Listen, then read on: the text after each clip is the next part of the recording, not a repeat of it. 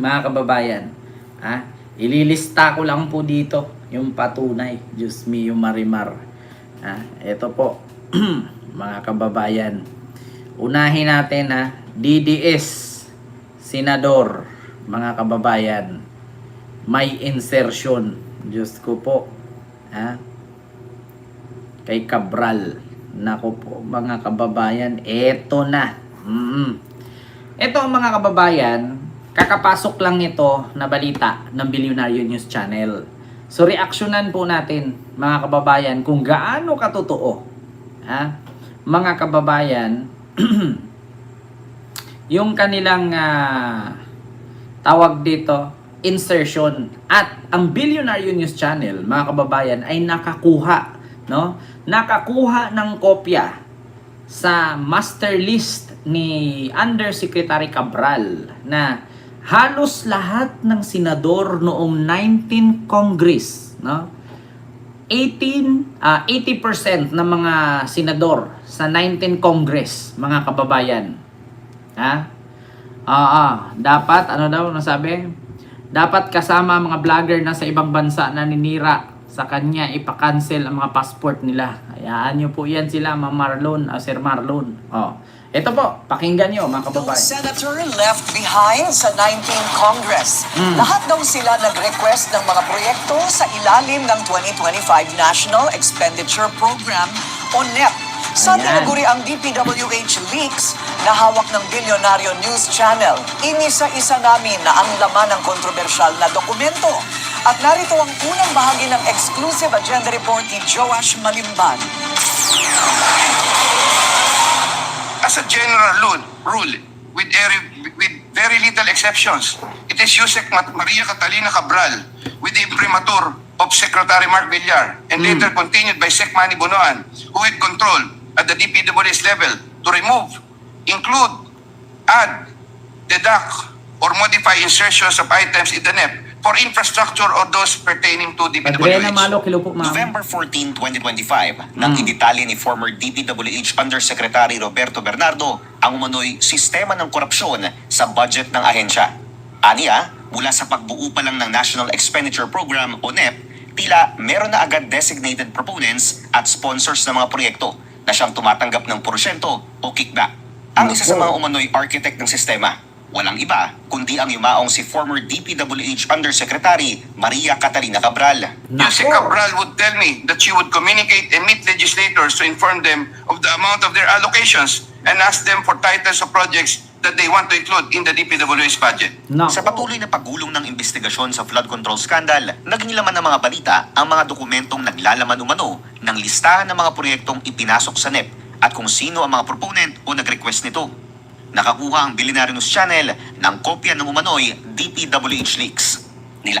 Ayan, mga kababayan, bago ko ipatuloy itong naturang video ng Bilyonaryo News Channel, naniniwala po ba kayo na itong mga Duterte Black or Duterte or DDS, DDS Senador, sangkot? Kaya pala mga kababayan, itong mga DDS Senador, galit na galit kay PBBM. Gusto na nilang ipalit si Sara kasi para mapagtakpan itong kanilang katiwalian. Kita ninyo mga kababayan? Atat nang paupuin nila si Sara. Kasi bakit? Mabibisto na kasi ni PBBM itong mga baho nila. Kaya sa mga hindi po mga kababayan, kaya sa totoo lang, itong si Cabral, marami po talagang papatay dito. Kaya pala maraming gustong pumatay kay Cabral. Mga kababayan, kaya wag na po tayong magtaka kung itong si Cabral ay mamamatay. Natawa ako Wag na po kayong magtaka at wag na po tayong magtaka. Wag na tayong magtaka, wag na kayong magtaka kung mamatay si Cabral. Kasi bakit? My God, nakakaloka. Halos po mga kababayan, lahat ng senador sangkot at may kickback. Putang inang ninyo. Dapat i-abolish yung Senado. Ito, pakinggan ninyo Mga kababayan, naku po. Alaman nito ang listahan ng mga senador na nag-request daw ng mga proyekto at ang detalye ng mga proyektong ito para sa 2025 NEP. Para sa unang bahagi ng aming report, ilalabas namin ang lahat ng mga senador na nakapaloob sa DPWH leaks. Ayan na. Pinakamaraming requested projects umano, si former Senator at ngayon DepEd Secretary Sonny Angara, na Nako. proponent ng 105 projects sa 2025 NEP. July 2024 na-appoint si Angara bilang DepEd Secretary mula sa pagiging isang senador, ilang buwan matapos simulan ang budget setting para sa 2025. Pumapangalawa si Senator Cheese Escudero na may Putang 34 ina mo. projects. Ikatlo si Senator Joel Villanueva na may 30 projects. Ikaapat si Senator Amy Marcos O, na putang may ina 28 mo, Amy. projects. Putang ina mo. 14 projects naman ang nakalaan para kay Senators Alan O, at Pia buitin Cayetano. ki. Putang 11 ina. projects para kay Senator Mark Villar. Putang ina 11 talaga. projects din para kay Senator Grace Poe. Naku. Tig-siyam sina Senators Raffy Tulfo at Oh. former Senator Bong Revilla. Naku. Ito para kay former Senator Coco Pimentel. Naku. Tig-anim naman sina Senators Migs Zubiri at Jinggoy Estrada. 5 projects each para kina Senators Bongo, Bato Naku. de la Rosa, Naku. Lito Lapid at former Senator Francis Tolentino. 4 Putang projects ina, kita ninyo? Ha? Kita ninyo? Bong Revilla, Bato de la Rosa, Bongo. Binoy, ang ina nyo. Nakakaloka kayo. Apakasinungaling ninyo, may pasigaw-sigaw pa kayo. Hanggat may baha, may buhaya, putang ina ka. Meron pang isa dyan, you make my day, Mr. Trillanes. Putang ina nyo. Putang ina nyo, meron pang iba dyan na para daw sa mahirap. Maraming nakakasuhan, walang nakulong dyan sa programa niya, kinukontent lang, putang ina. Puro DDS. Putang ina, ulitin ko puro DDS yan. Yan yung mga pumipirma na yes, yes, yes, no, no, no sa Pogo. each for Senators Lore Ito ay architect ng sistema. Walang iba, kundi ang yumaong si former DPWH Undersecretary Maria Catalina Cabral. Yusek Cabral would tell me that she would communicate and meet legislators to inform them of the amount of their allocations and ask them for titles of projects that they want to include in the DPWH budget. Sa patuloy na paggulong ng investigasyon sa flood control scandal, naging laman ng Yan. mga balita ang mga dokumentong naglalaman umano ng listahan ng mga proyektong Kaya ipinasok pala sa NEP gustong mamatay. at kung sino ang mga proponent Huwag na o kayo nag-request magtaka. nito. Nakakuha ang Billionaire News Channel ng kopya ng umano'y DPWH Huwag na leaks. tayong magtaka. Nilalaman ito ang listahan ng mga senador na nag-request daw ng mga proyekto Namamatay si at ang Cabral. detalye ng mga proyektong ito para sa 2025 NEP. Para sa unang bahagi ng aming report, ilalabas. Naghahanap ka ba May ng ads high lang quality na, na mga kababayan. affordable tires para sa cars mo? Look no kita more. ninyo? ECJ Tire Supply is here to help you. The number Kaya huwag na one tayo affordable magtaka, tires mga in kababayan. Rizal. We offer all Namamatay brands of talaga si tires Cabral. like Salem, Arrivo, Senador pa lang yan Eto. For Senators Loren Legarda, Win Gatchalian at former na proponent ng 105 projects sa 2025 NEP. July 2024 na-appoint si Angara bilang DepEd Secretary mula sa pagiging isang senador, ilang buwan matapos simulan ang budget setting para sa 2025. Pumapangalawa si Senator Cheese Escudero Oh, na may putang 34 ina. projects. Ikatlo si Senator Joel Villanueva Oh, na may patay. 30 projects. Ikaapat si Senator Amy Marcos na may 28 projects. Putang ina, 14 projects naman ang nakalaan para kay Senators Alan at Pia Cayetano. Patay. 11 projects para kay Senator Mark Villar. 11 projects din para kay Grace Poe. Senator Grace Poe. Tig-siyam sina Senators Raffy Tulfo at former Senator Bong Revilla. 7 para kay former Senator Coco Pimentel. Tig-anim naman sina Senators Migs Zubiri at Jinggoy Estrada. 5 projects each para kina Senators Bongo, Bato de la Rosa, Lito Lapid at former Senator Francis Tolentino. Kita ninyo mga kababayan, si Cayetano hindi nawawala sa 10.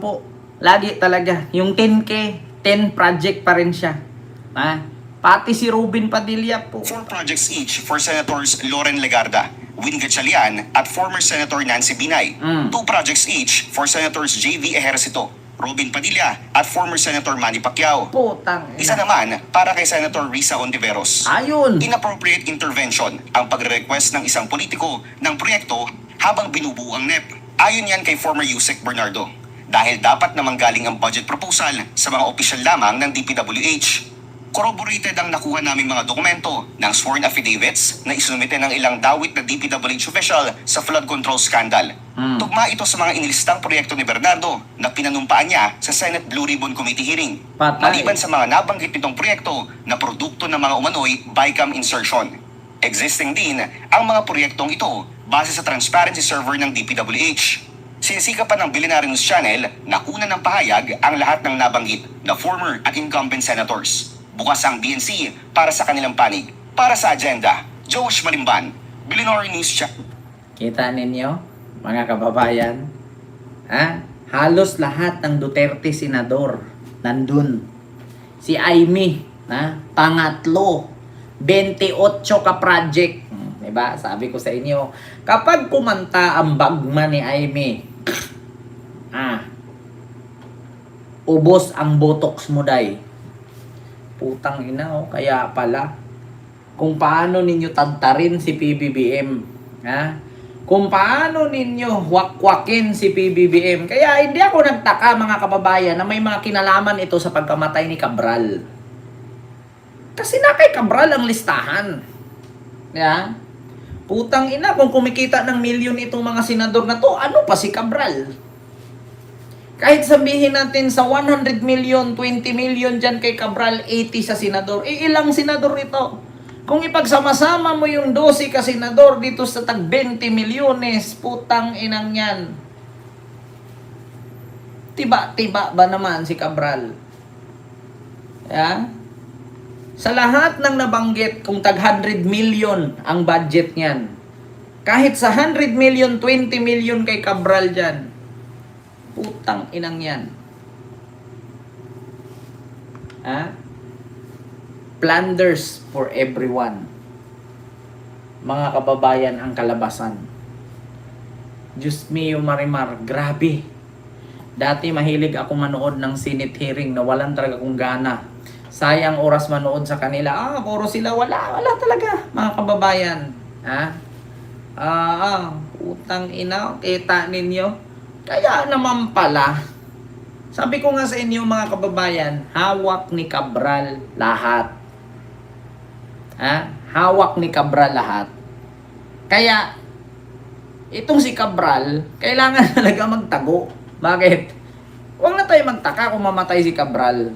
Natural. Ilang senador ba naman yung sangkot dyan? Diba? Putang ina. Tapos nung namatay si Cabral, ito mga kababayan, no? Bago tayo mag-proceed, mga kababayan, dito kay Cabral at kay Leandro Libeste at kay Ridon,